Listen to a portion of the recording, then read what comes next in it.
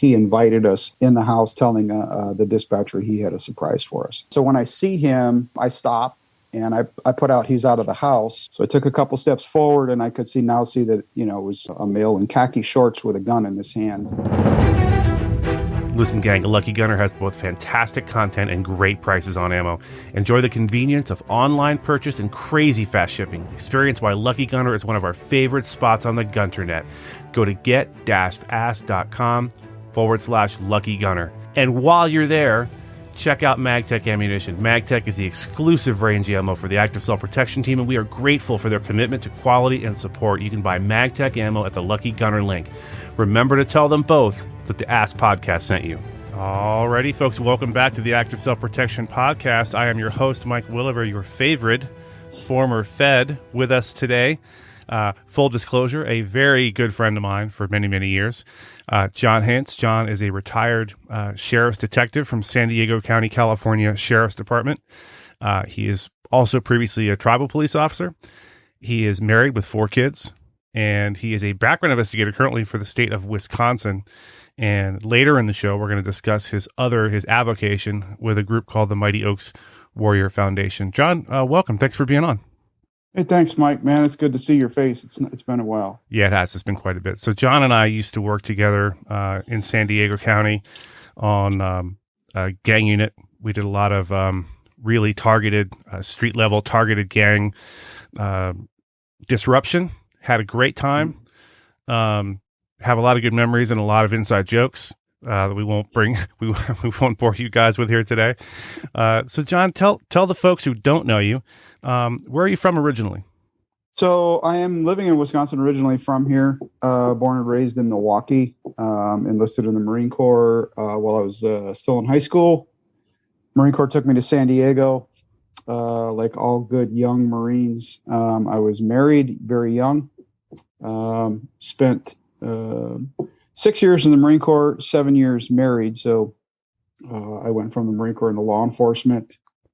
Still married to my first wife. And we stayed in San Diego because we had kids, we had children, and I was not going to leave my children.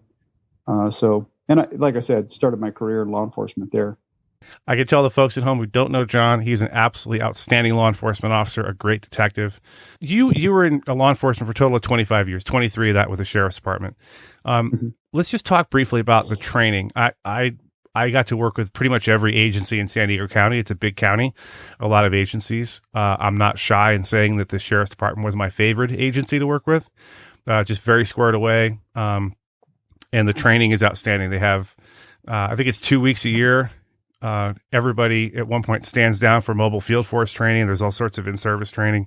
Talk to us about the academy and the training that you receive with San Diego County Sheriff's Department. So the academy, now it's changed. So when I went through the academy, it was a little over 9 months. And the reason for that was you broke off after the 15th week. You would go back to your parent agency and work for 2 weeks. That was called out phase. And then you'd come back, report in. I thought it was pretty effective, quite honestly. I think that in the training, in the onset of that initial training, what that does is it gives the cadet or recruit context when they return to the academy. They don't do that anymore, but I will say I used to teach at the academy, both mobile field force and close order drill, and well aware of the content of the academy. It's comparably speaking, and I'm not going to mention any states' names or anything like that, but I've been to several states, both as active and retired, and I see I see a huge difference in the way officers and deputies are trained. Southern California training in general for law enforcement is bar none, I think, the best. I would have to concur with that assessment. Having been a Fed and being detailed all over the country, the gulf in training and professionalism between, for example, San Diego County Sheriff's Department and some other agencies that I've worked with is tremendous, and it's really evident when you get out in the field with a local from some other agencies, and just everything from their officer safety to their presence to the way they talk to people is vastly different. It's very eye opening. So from my perspective, I definitely see that as well. Let's talk about your assignments. I think you retired as an area detective in Vista. Is that correct? That's correct. Yes. And prior to that, you were on the gang. I can't remember. What do we call that team, by the way? The Vista team. We were the launching team for the gang. It was GET. Gang enforcement team. Yeah. And that's probably my favorite assignment in my entire career, because just getting to roll out with 3 or 4 deputies in black and whites and a sergeant, and I could go out and just in my cool car and just spot knuckleheads and call in the boys to come handle business. It was absolutely a blast. Yeah, the sweeps we did were a lot of fun too. In Oceanside, Escondido, San Marcos, Carlsbad. We never really did any. I don't think we ever did one in Carlsbad, did we? I don't think so. We're talking about a federal grant that we had that brought a lot of agencies together, and we would just descend on one of these cities in the North County of San Diego and do fourth waiver searches, search warrants, street stops, all sorts of stuff. And it was very, very effective. Very effective law enforcement, proactive. So prior to that, you were a patrol deputy, and there was an incident in your career. We like to say on the Active Self-Protection channel, there are good and bad outcomes to law enforcement contacts. Anytime an officer or deputy is forced to shoot someone, I consider it a bad outcome. It doesn't mean doesn't mean the shooting was not justified. It means it's a bad outcome when when you have to shoot somebody in the line of duty, regardless of what leads up to it. So just talk to us about that day. What were you doing? What were you assigned to? And tell us what happened. So I was actually one of the senior patrol guys on the team, and my supervisor, our patrol sergeant, made me a floater for the day, which was kind of nice. So he assigned me sheriff's office, at least in San Diego and throughout Southern California, is kind of different than what you see in other states, in that we patrol, just some background, we patrol contract cities as well as unincorporated areas. And every contract city has an unincorporated area as part of their command. So I was working out of the San Marcos command, but I was assigned to the unincorporated area of Escondido as a floater car, which gave me the ability to drive in and out of San Marcos and wherever I wanted to go, just hunt. That was kind of my job for the day. And I was working day shift. I don't care what people say. Not all bad things happen on night shift. Right. As a matter of fact, all my major critical incidents, save 1 or 2, were on day shift. So I was driving around, just doing some typical hunting. And I got a radio call from one of my beat partners that he had contacted a known heroin dealer within 50 yards of a methadone clinic. So I was on my way over there to contact him. Actually, I went over and contacted him and the known heroin dealer when a radio call came out in the unincorporated area of Escondido. It's about 9 o'clock in the morning now, and morning traffic, as we know in San Diego, that doesn't really die down. Yeah, it was about 9 o'clock in the morning, and I got a radio call came out unincorporated Escondido on a road called by the name of Jesmond Dean, which is just off of Deer Springs. So it's quite a drive in traffic through the 78 and 78 north on the 15. So it was going to be a delayed response. The primary beat unit was actually on a call, and I want to say it was a domestic violence call. So it was a priority 1 call. Being a floater car, I was the only unincorporated assigned vehicle that was free. Okay. So it went to me as primary. The radio call came out, and it just kept increasing in tempo. But the radio call came out with a 22-year-old male tearing the house up looking for ammo for a firearm to commit suicide with. The grandmother, and we'd been to this house before, so I actually knew the guy. He was 22 at the time, and I'd been dealing with him since he was about 16. Mm-hmm. In and out of trouble with law enforcement. He had at the time 3 active warrants, 2 drug warrants, and then another one for false impersonation of a peace officer. And we had been actively looking for him. So we knew that I knew that going into this, his mother that was making the call was actually his grandmother. She had adopted him, and she was elderly. So, and it's a little more affluent area. Some of the houses in that area have an acre or 2, and most of them have citrus or avocado trees. So it's a nicer area of the unincorporated area of Escondido. So en route to the call, they keep updating us where he's at, what he's doing. We tell the grandmother to get out of the house. So when we arrive, it's myself and my partner, George Barone. Good man. And the really good man. And another guy, another really good deputy, John Alegria. We all meet in the roadway with our supervisor, who has since passed away, to start game planning. So grandma's out of the house. Since we've been to this house, we know tactically the approach is, tactically it's against us. It's a 2-story house sitting at the very top of a cul-de-sac with 3 different homes on it, but it's got the high ground. There's an avocado field, and it's not a big one. I would say maybe half an acre, 3/4 of an acre avocado field between the house that sits on Jasmine Dean and then this house, which sits back off Jasmine Dean, another, I don't know, maybe 100 yards. Okay. So Sergeant Bulow and George Barone decide they're going to take the back side of the house, and then John Alegria and I are going to take the front side. So we assign corners. I assign corners. Sergeant Bulow is going to take the 2-3 side. George is going to take the 3-4 side. John's going to take the 1-2 side, and I was going to take the 1-4 side where the front door is. So for the listeners who don't know what that means, you basically, you have 4 sides to a house. Generally speaking, you number them. The number 1 side is the front of the house. So you would take a corner to be able to watch, for example, the side in the front at one time, or the back in one of the sides at the same time. So go ahead, John. Right. So this house, the front door does not face Jasmine Dean, the main road. It actually faces Interstate 15.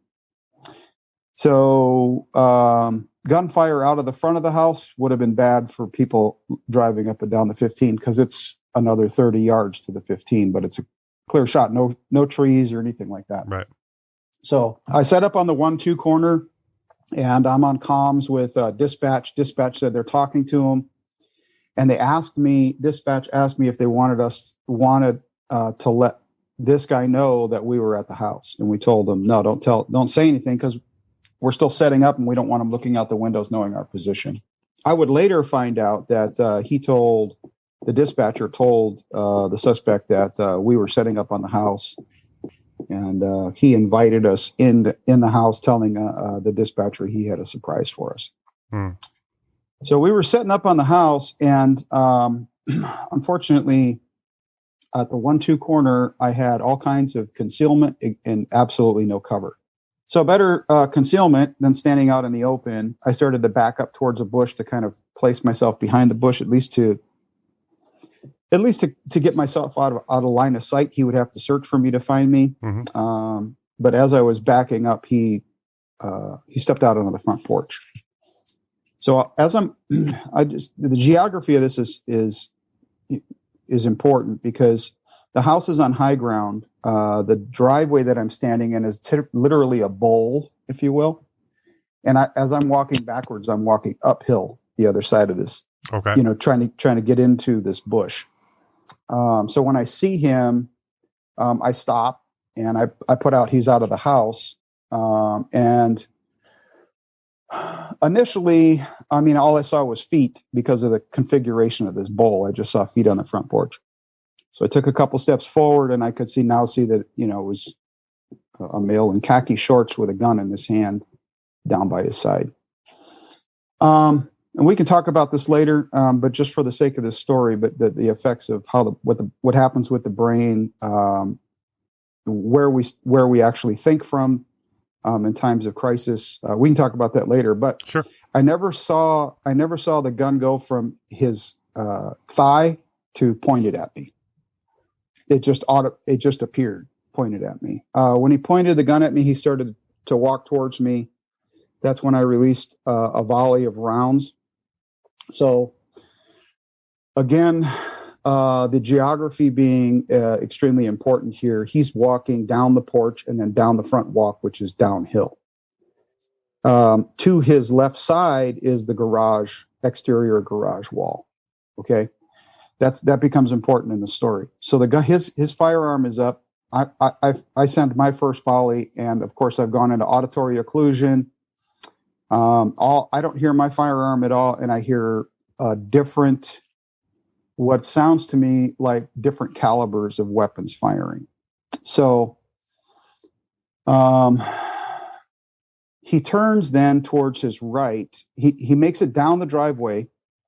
He's getting hit. He's getting struck. And understand these are 40 cal rounds he's getting struck with. Mm-hmm.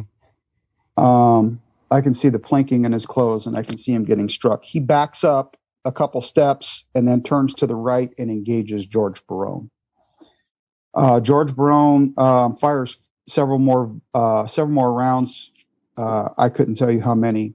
But the guy gets within muzzle flash distance of George, still holding this gun up, and George fires one. It goes through his neck, and he drops. So as I close the distance on him, George is now standing over him. I tap George. I make audible announcements that I'm coming up behind. I tap him, make sure he's not hit. And as I'm pushing him away, the kid's holding onto his neck with his right hand and with his left hand reaching for the firearm that's on the ground. And not to be graphic, but as I was thinking, of course, the threat, it's still a threat. He's still reaching for the firearm. Taking the slack off, thinking, I don't know why George isn't stopping this. You think so many things in milliseconds. Why isn't he stopping this? This has got to stop. I started taking the slack off the trigger to fire again, and his hand fell away from his neck and his body went limp. Of course, he was bleeding profusely. He had both the entrance and exit wound through his neck, and he bled out. So at this point, I assume the other deputy and the sergeant have moved around to where you guys are. Do we know if he got any rounds off or the gun was loaded or not? So this was the interesting thing. After everything kind of came into focus, and he was expiring, I looked at the handgun and I saw that there was a gun lock on the trigger, but the hammer was cocked. It was a semi-automatic Smith & Wesson 22 long rifle, handgun. And I'm thinking, man, I saw reports, or at least I saw plumes. I heard two distinct calibers, a larger caliber and a smaller caliber, while he was I wouldn't say charging, but walking rapidly at me with the gun pointed. What we would later find out was, and this was months later, we would find out he never fired a round, but the rounds, the plumage or the plumes that I saw was actually George's rounds tracking him down the side of the garage, and his rounds striking the stucco and creating a plume. So the two different calibers was George's handgun, and then the strike of the round on the garage. One of those things that's just, you look back on it and you're like, that's the things your mind does during a critical incident when you're under that kind of stress. Right. The fact that you thought you heard, two different caliber rounds is actually very interesting. You were going to say? Well, I also heard a round strike the ground in front of me, and a round crack past my head. So imagine, if you will, initially we had the perfect triangle set up on him while he was standing on the porch. But as he approached me, he turned that triangle into a straight line and created a crossfire incident. Okay. So one of the rounds that struck the ground in front of me, literally a foot in front of me, and then the round that cracked past me was two of George's. Wow.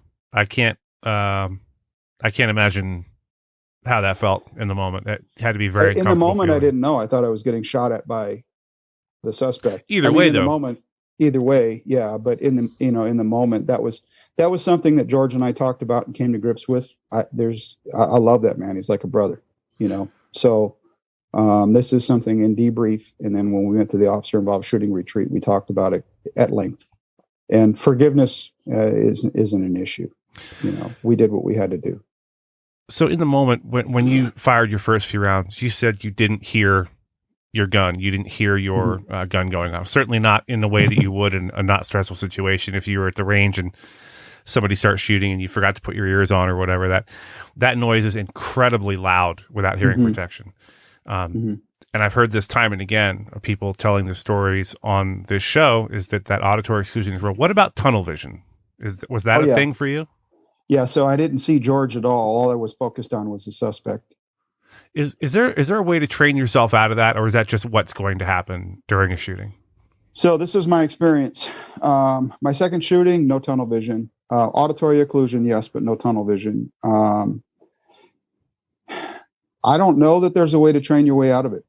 I've heard, because I worked in peer support for so long, and this is where my degrees lie.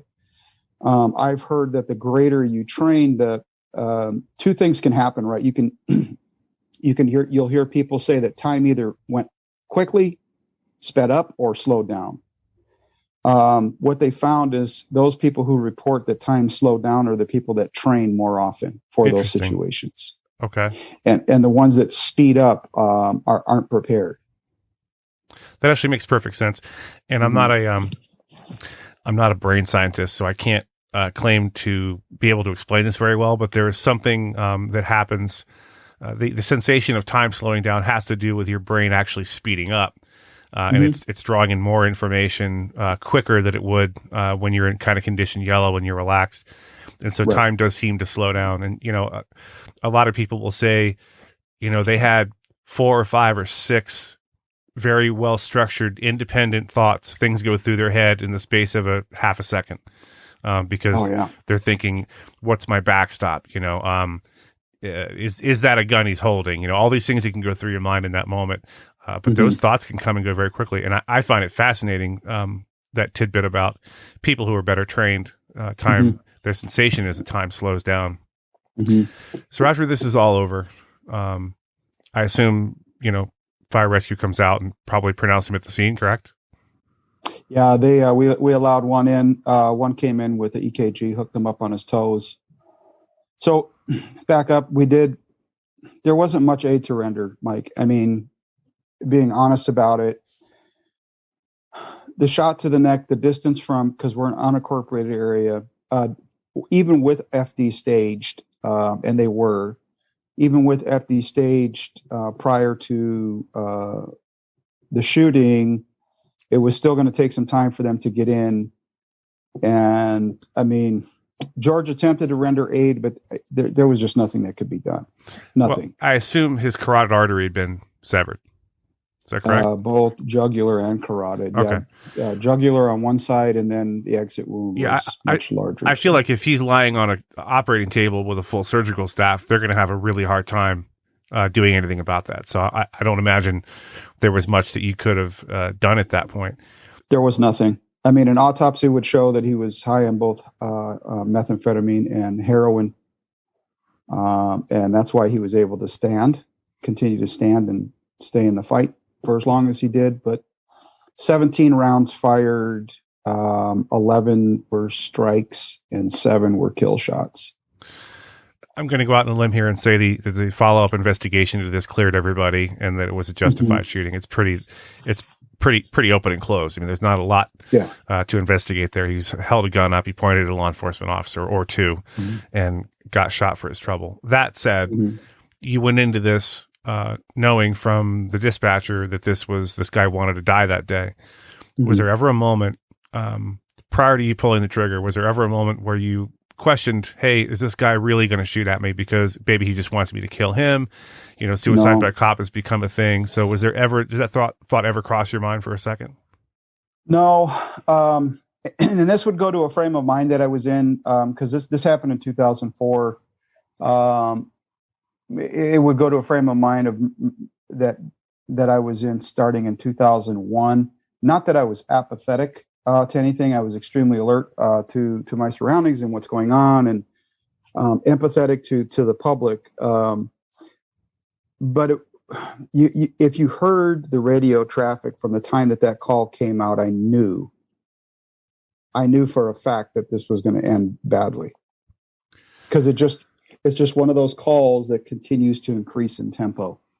And had it ended peaceably, I would have been very surprised. John Correa and I narrated the video of those 2 Brevard County deputies that got into that crazy shootout with the guy who pulled out an AK style AR style rifle pistol, excuse me, Mm-hmm. and they got into that crazy shootout around the car. And I made the comment to John that while the one deputy is chatting that guy up in the back seat and the other deputy is talking to the other two people by the car, what the general public might not perceive, but you or I would get in an instant, is that everyone in that situation knew it was about to go badly, right? Mm-hmm. But there's nothing they could do to change that outcome ahead of time. The deputy was chatting the guy up as just as polite as he could be and professional, and everyone there was tense and knew this was going to go south, but they didn't know how or when. Mm-hmm. And I know exactly what you mean when you say this was only going to go one way, no matter how hard you tried to avoid that. That's Mm-hmm. what he was going to want to do that day. Yeah. So talk to us about, because this will bring us into our next topic, which is your current avocation with Mighty Oaks and with counseling. Post-traumatic stress. Thanks for saying it that way and not post-traumatic stress disorder. Right. I appreciate that. I mean, it is what it is. Mm-hmm. Disorder implies there's something wrong with you, and I don't think that's true at all. Right. If you're suffering from post-traumatic stress, it can manifest itself in a lot of different ways, and I've heard at least 3 or 4 different ways on the show of people that have been in bad situations and had to shoot and kill someone. Hypervigilance, lost sleep.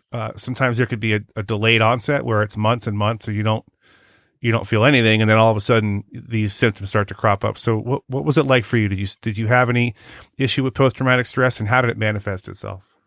So I need to go back to 2001 really to tell you where my mindset was. We had all day. Go ahead. So 2001 was a really bad summer for me.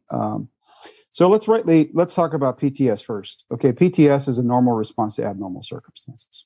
Okay, and we know that all the responses, the physiological responses and the emotional responses, are pretty much the same. They don't change. There is no new response that we don't know about. Okay, so to say that there's common responses means that since there's nothing new to it, there's nothing else that we can really know at this point, right? But I come from a position of creation, right? And if I'm responding the way somebody else is responding, some people may have different physiological and emotional responses, but granted, somebody who has struggled with post-traumatic stress or even acute stress, there's somebody out there that has struggled with the same, if not all of the same symptoms another person has. So that's this continuity in creation. Okay. And that's, I just want to stand on that foundation first.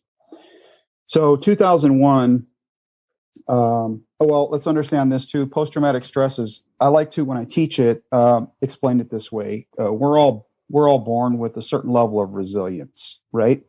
And that resilience is not, it's not a high level ballistic vest. It's a typical 3A, AAA ballistic vest, right? That vest will stop multiple small arms ammunition. However, multiple small arms fire in the same spot will eventually get through that vest. On the same side, a high power rifle round will cut through that thing like a hot knife through butter. So sometimes it's multiple incidents. Other times it's just one incident that can bring about acute stress leading to post-traumatic stress, right? We're talking about moral injury when we talk about post-traumatic stress. And moral injury, in this creation we call the human body, there's this continuity between the way we are created and in our physicality and the way we were created by God in our spirituality. So our moral injury acts a lot like a physical injury. If it goes untreated, it gets worse. If it's maltreated, it could get worse. It will get worse. So treating it properly is the key. So that being said, that foundation being laid, the summer of 2001, I had a lot of personal things going on in my life. I don't want to get into it, but there was a lot of stressors in my personal life. Sure. And then it started out with 3 child drownings. So I had 3 child drownings where I actually performed CPR on the children. All three passed away. Then I had a very public suicide that was on the 7815 overpass. I negotiated that. The guy wound up taking his life on a mid-Saturday morning in front of hundreds, if not thousands of people jammed up on the freeway that, he's caused this traffic jam. And that is kind of where the bottom fell out for me. So that's when I started to experience acute stress, leading to post-traumatic stress. And then 2 weeks later, after that, I had another child drowning where it was one radio call, 2 boys drowned. A 7-year-old started drowning and pulled his 8-year-old brother down with him. Neither one of them survived. Oh, man. So very, very difficult summer. That being said, in the months to come, I would experience interrupting thoughts that led to lack of sleep. Lack of sleep led to lack of energy. I was no longer going to the gym. I was a very angry man, and had some citizen complaints, quite a few of them. I want to say 8 and 9 months. I had 8 citizen complaints in 9 months. And then a supervisor that I worked for, who retired as a commander from the sheriff's office, who is a believer. He's a fellow Christian. Pulled me aside and asked me if anybody had ever done anything for me. Now, backstory to him is he was shot across the throat, lower chin, while fighting with a auto theft suspect. So he knew what I was. He kind of recognized what I was going through. Sure. And got me quote unquote help. So fast forward to 2004. Actually, in 2001, after this jumping incident and that summer from where, I was invited to the peer support team. I don't know how much help I was in the first couple of years as a peer supporter, to be honest with you. But between 2001 and 2004, I began to educate myself as to what PTS really is. So by the time the shooting happened, it wasn't that I was apathetic. I was still healing from a lot of that stuff. However, I was well aware of symptomology, whether it's physiological, or emotional, what's going to follow. So having been prepared for that in the long way around this whole question, having been prepared for that, I really didn't, I might have suffered from some acute stress within the next week or two. But so let me define this. Acute stress is onset of the critical incident or the traumatic incident, right? And typically speaking, that'll go on for 30 days or so.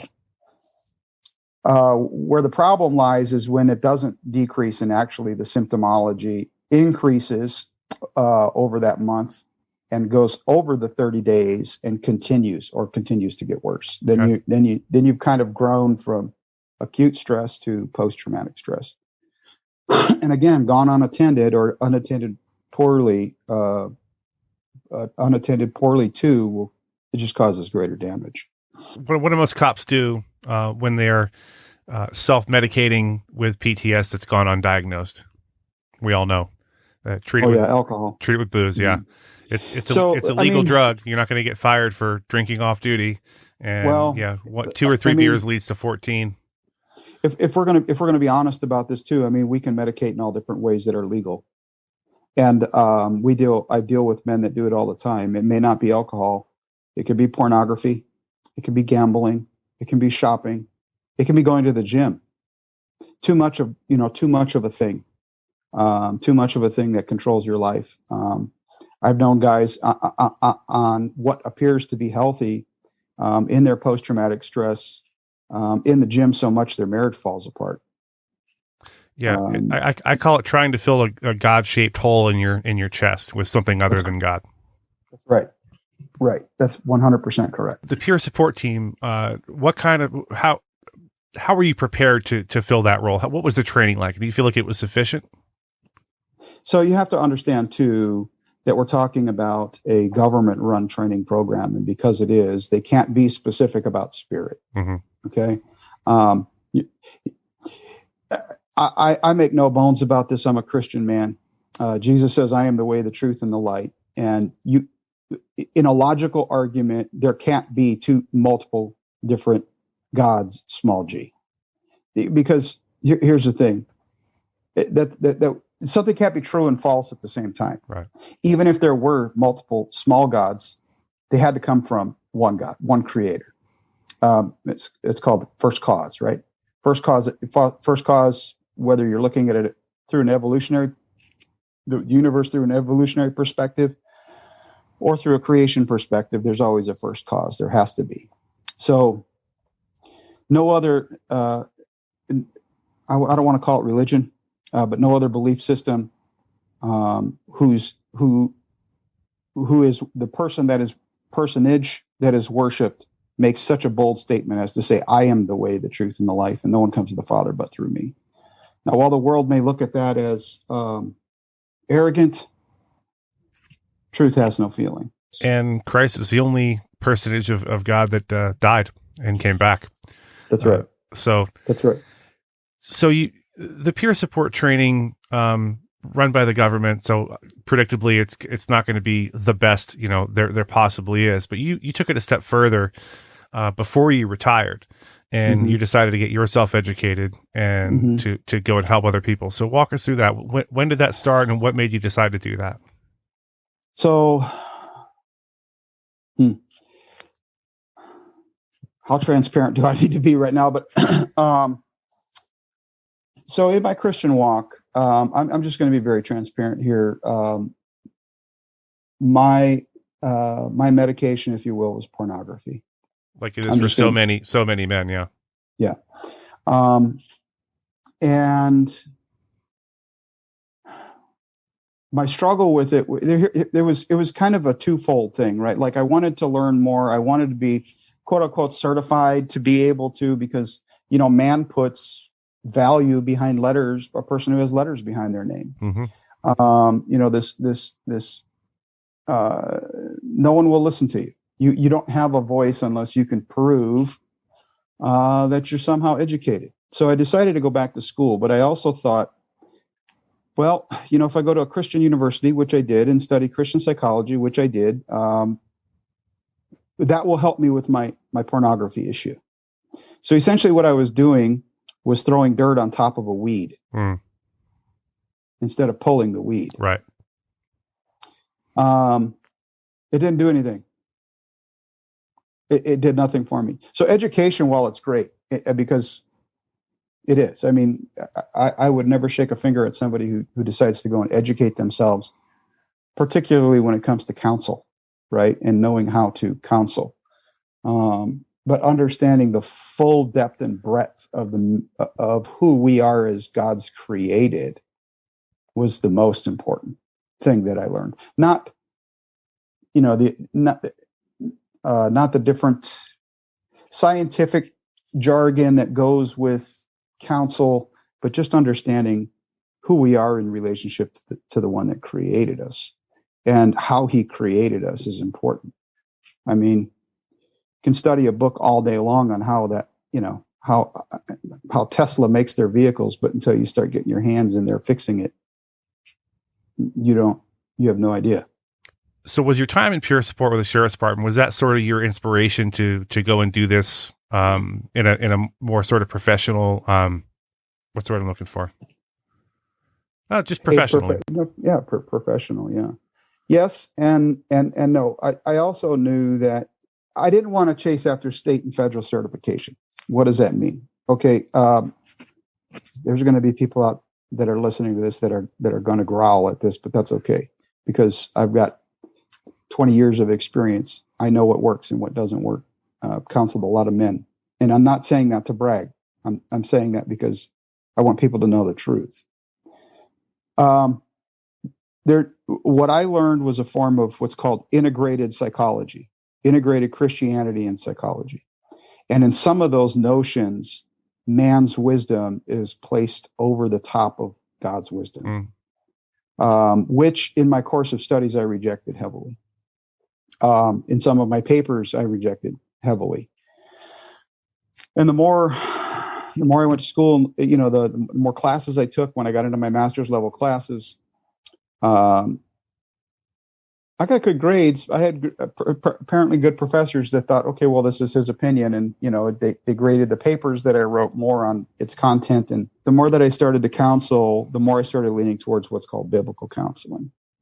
And here's the dig on biblical counseling. A good biblical counselor will never tell you there's nothing wrong with you biologically. We stand on the fact that there is biological issues that men and women suffer from.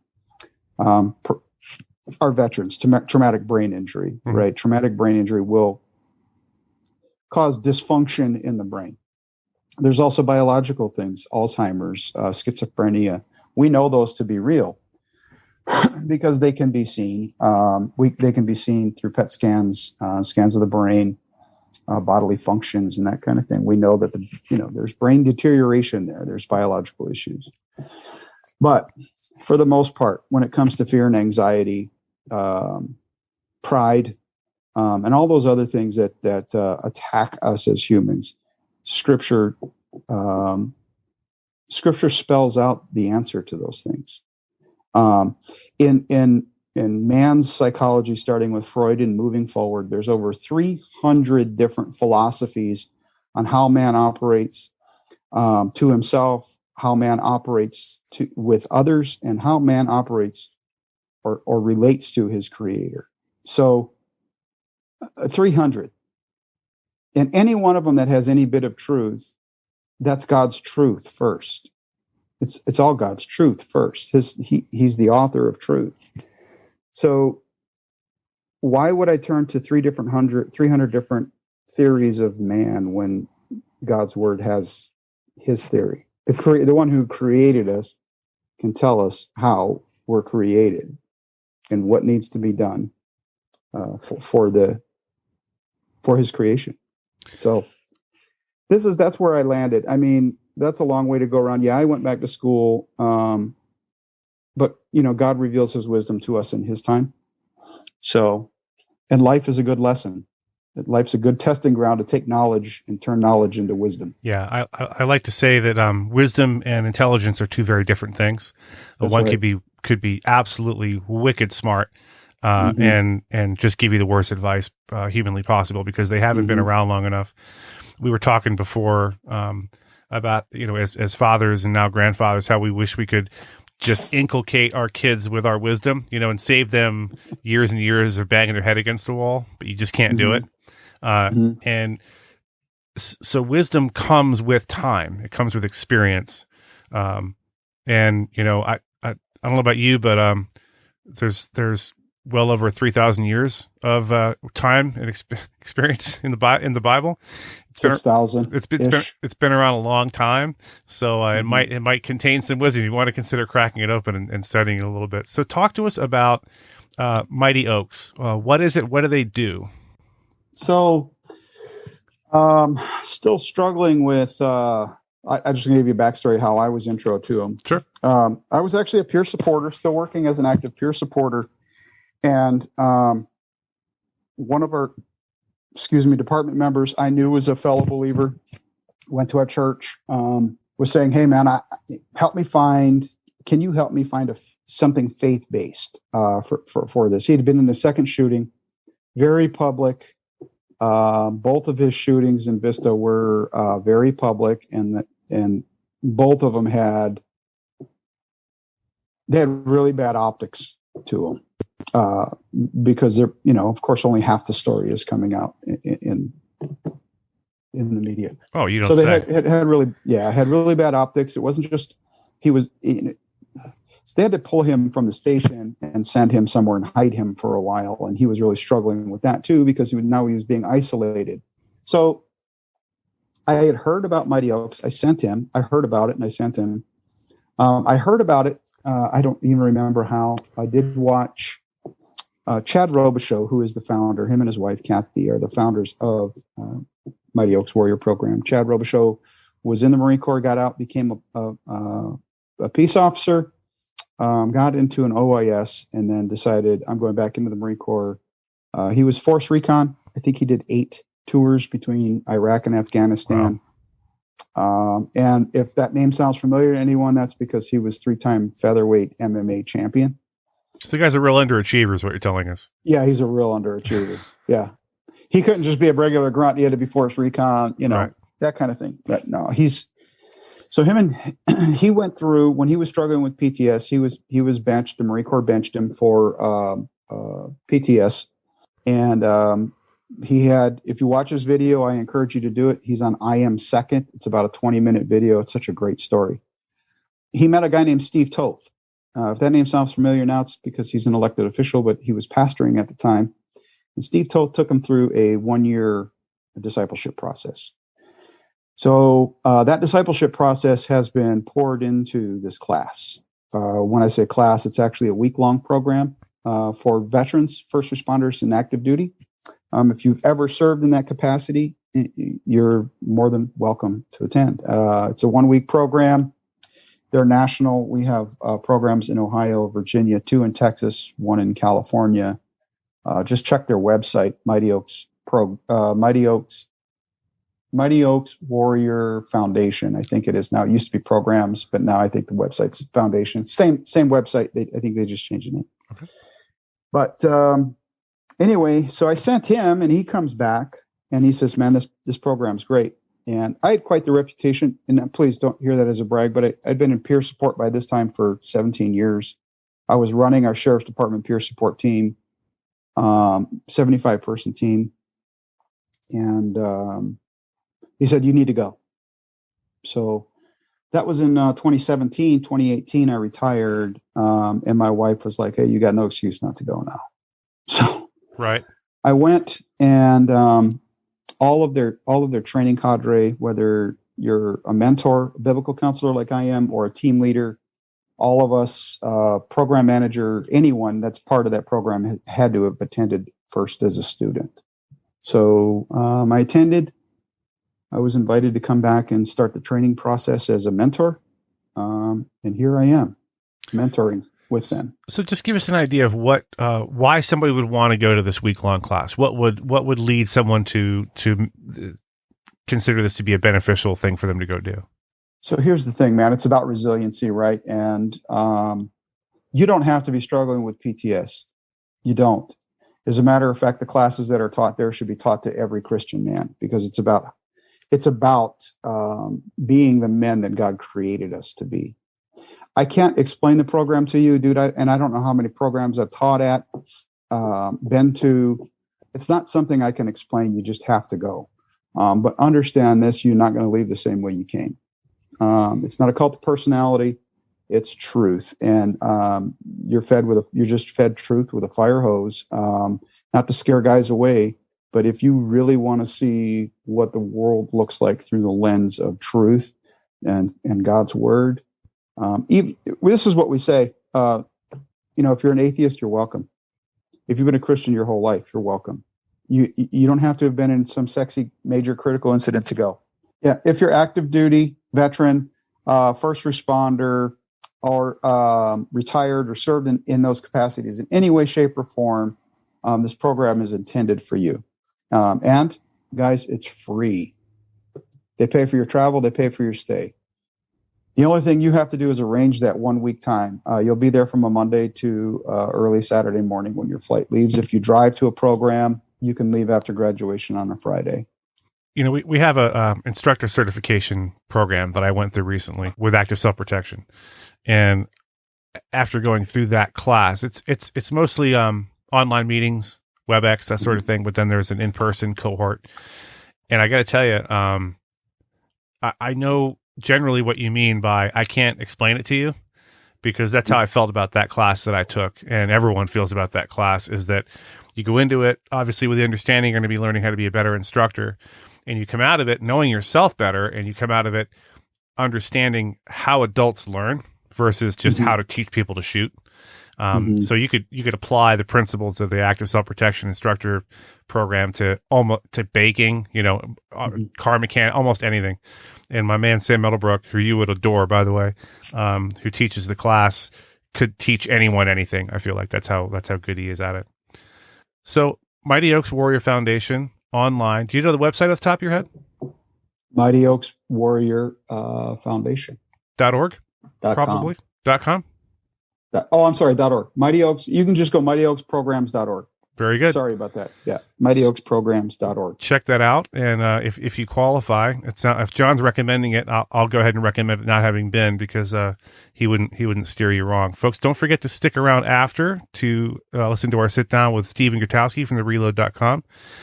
John, I want to thank you so much for taking the time to be on and telling your story. Oh, absolutely, man. Absolutely. And also, too, I just want to let you guys know, it's not just for men. They have women's programs as well, and spouses. So you don't have, if you're a spouse you're eligible for a woman's program.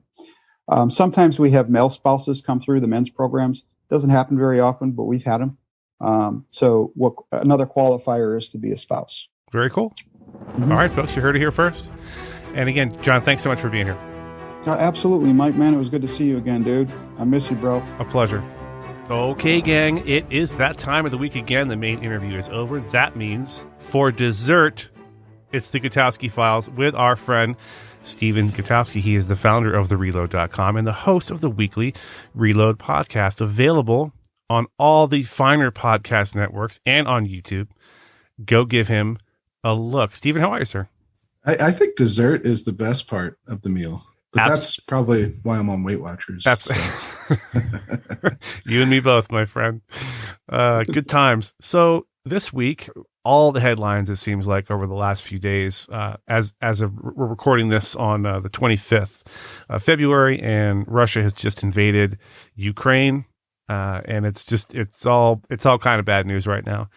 And there's a couple of articles over on thereload.com about that, 2 or 3, I think. Another one's about to come out, about to drop. Yep. One of them is about Ukraine expanding gun rights and combat training. Another article about distributing 10,000 rifles to civilians.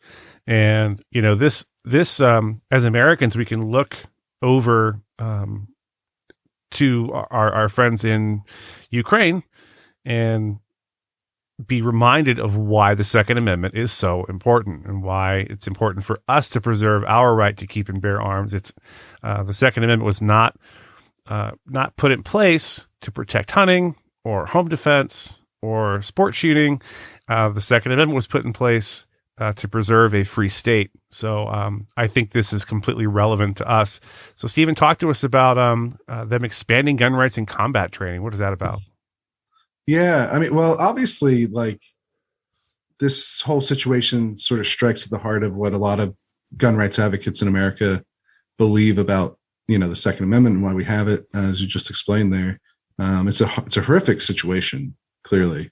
You know, you don't envy the position that these Ukrainians are in, and but just certainly admire their bravery.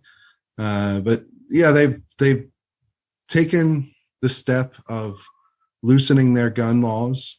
They have, you know, a fairly strict gun regime like most of the rest of Europe. And right before the invasion happened, their parliament passed rules that would loosen those restrictions a bit, at least. And that also made it so people have a right to defend themselves and their property with firearms. Which is, you know, obviously at that point, you know, people in America would look at it and think, well, why did this come so late? You know, right before the invasion. But Ukraine is obviously it's a country that's very different from the United States in its recent history. It's gone through 3 different revolutions over the last 30 years, and so these laws that they're passing are almost more symbolic in a certain way, of codifying like what the reality is. They knew that, you know, they've been fighting with Russian separatists for 8 years on their eastern front of their country, their border with Russia. And so there's a lot more people who own guns than you know the government records might indicate in Ukraine. And so partially this effort to codify those gun rights is more of a symbolic recognition of, you know, their right to defend themselves, both as a nation and individually during this invasion. Yeah, you're seeing a lot of these stories about the acts of bravery on the part of Ukrainians fighting, trying to fend off the Russians as best they can, and it's just not I just don't know how without some foreign intervention, how they can anticipate being able to be successful in that endeavor. And it's just all very, very depressing. It is. Although, obviously you have plenty of examples throughout history, including, of course, the American Revolution itself, but also modern examples in Afghanistan or Vietnam, where the less capable force was able to, at the very least, outlast the invading force that was, militarily superior. And so you can certainly look at what's happening in Ukraine and see outcomes where effectively they win. It probably won't be, I'm not a military expert, certainly, but it wouldn't necessarily be a situation that you'd wish on anyone. It's going to be terrible. It's already been horrific, as anyone watching the news knows well, but it's not a foregone conclusion that just because Russia has a superior military force that they're going to prevail ultimately, especially with the ferocity that Ukrainians are resisting them, including many civilians, right? And they're pretty committed to the idea of fighting, even if their government or military falls. There have been a lot of quotes. People have been interviewing Ukrainians in their own words. And, I'll give you an example. So there was a clinical research doctor by the name of Marta Yuzkiv. Apologize for the pronunciation there, but they were talking to the New York Times, who was profiling this volunteer training program that they have in Ukraine and have had for a while because of that ongoing fight in the eastern region.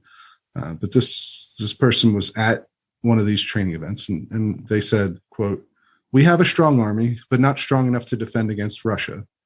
If we are occupied, and I hope that doesn't happen, we will become the national resistance." And the Times spoke to another person, a 56-year-old advertising exec who was there, learning how to make basically IEDs, while also undergoing firearms training. This is Ihor Gribenchko. Okay. And, so obviously these are, Ukrainian men of varying ages and professions. They're not all trained soldiers. But he says, it's very explicit, and they understand the calculation here. Quote, "The more coffins we send back, the more Russian people will start thinking twice." And so, they understand what this kind of war is going to be like. Yeah, eyes are wide open for sure. But that they're, I think the attitude you'll see is, what option do you have? The mayor of Kiev, this is the mayor of this is a western city, Lviv. Okay. And again, I apologize for obviously I'm sure the pronunciation is not quite right, but this is Sadovi, and he said this sort of sums up, I think, the view of a lot of people and why you're seeing this kind of resistance. But quote, "What are we supposed to do? Stay and wait for them? We won't let them kill us." And this was, during a story from Newsy where they interviewed people who were buying guns at gun stores in Western Ukraine in the lead up to the invasion. So the other story involves the government distributing 10,000, and I believe you said these are fully automatic rifles. Is that correct? To civilians, and that could 10,000 automatic rifles is nothing to sniffle at, especially if they're dispersed amongst the population and you don't know where they are. Yeah. So this is a report from the Kyiv Independent, which is a local newspaper there. They're quoting the interior minister, which is kind of like Ukraine's attorney general, or, this is like in charge of their police. A high official, essentially. Also the person who is responsible for the gun laws in the country for administering them. And they said, that they'd handed out 10,000 automatic rifles to the citizens, specifically of Kyiv, the capital city. And so, that's a lot of guns, and it fits with what they've been saying for a while. I mean, Ukraine, obviously they have a military that's relatively well equipped and trained from everything we've heard reported, but they also are willing to embrace civilian armed civilians as part of their defense plan. Because back in December, they were talking to the New York Times, then some of the Ukrainian military who had really said that they would do this ahead of time if there was an invasion. And, they're currently in the middle of an invasion. And you have General Pavlik, who was the commander of Joint Operation Forces that oversaw some of the fighting on the eastern side of the country and oversaw some of these volunteer groups that they have out there that have been formalized in more recent years. But he said directly, quote, "We'll start a partisan war. 8 years have passed, and there are very many people with military experience who are prepared with weapons in their hands to fight." And on top of that, another Ukrainian official who was quoted anonymously said that they would, literally just, quote, "open its weapons depots and allow the Ukrainian people to take whatever they need to defend themselves and their families." So seems like they're doing that now. Yeah, and if nothing else, the psychological impact it's going to have on Russian soldiers, knowing that around any corner and out of any window might pop a fully automatic rifle in the hands of one of the civilians there. Just the psychological aspect of that is actually probably pretty powerful. Yeah, and you've seen videos. Obviously, it's hard to know exactly what's going on in a war zone at any given moment, and what's genuine and what's not. But you've seen videos claiming that this has already happened, that they've, that civilians, as part of these volunteer forces, have fought Russian soldiers and killed them. How it's obviously hard to know going up against a military force like the Russian army, how well this is going to fare, but there is good reason to think it's not a foregone conclusion that they're just automatically going to lose. Well, certainly the people of Ukraine are in my thoughts and my prayers, and I'm sure yours as well. Absolutely. So, folks, if you are lamenting the lack of down-the-middle, fair, sane, sober reporting on the Second Amendment and all things firearms related, head on over to thereload.com and consider getting a membership. That is how Stephen pays for all the work he is doing over at thereload.com. He's got employees, he's got overhead, not much overhead, but he's got overhead. Folks, go over there and consider getting a membership and helping this man out, because if we don't have thereload.com, we're not getting all the information. We're not going to get all of these stories that we're getting from Stephen and his team. Stephen, thank you so much for coming on, and we'll see you next week. Absolutely. Thanks for having me.